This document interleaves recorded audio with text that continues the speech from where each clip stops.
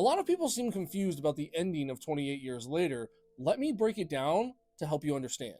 At the start of the film, we see a bunch of kids grouped around a television watching Teletubbies. At this point, it is the start of the outbreak, and they are told to not leave this room. They don't listen, they all die, except for one kid named Jimmy.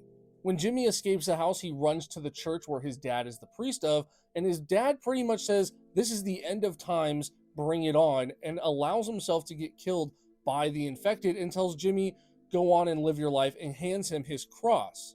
And that's pretty much all we get from Jimmy's character. He sees both of his parents get killed, and then he's just left with the cross, and his childhood is stuck under the basement of that church until the end of the film, 28 years later. So when we run into Jimmy again at the end of the film, he seems like this carefree leader of a mysterious group that has Power Ranger-esque fighting styles. Fucking go, Wad.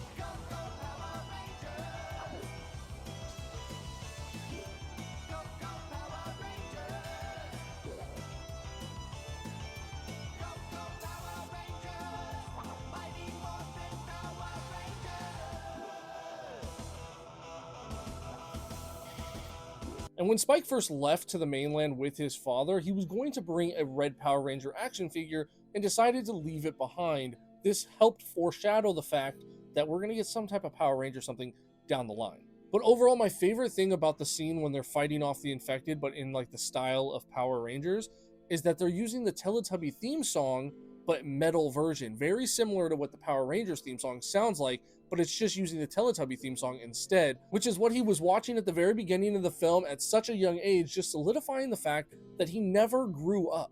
It's a very common psychological tool used among a lot of other post-apocalyptic worlds like Mad Max Fury Road with Chris Hemsworth's character. In this movie, he never had a chance to have a normal childhood. This is the world that he grew up in, and this is all he knows. It's very similar to what we have here with Jimmy and his whole mysterious gang that we don't know anything about. Apparently, we're going to learn a lot more in the second film. It's going to dive deeper into their lore, and I'm very curious to see how that goes. And the tone of the movie is probably going to be very different than the tone of the first one.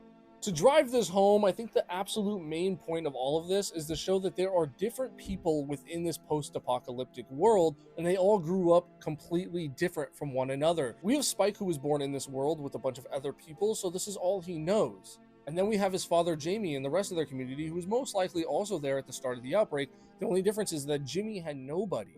All Jimmy has is the memories of losing both of his parents on the day of the outbreak and watching Teletubbies and the cross that his father gave him, saying that this was all God's plan. So of course he's going to be a little bit crazy when he grows up.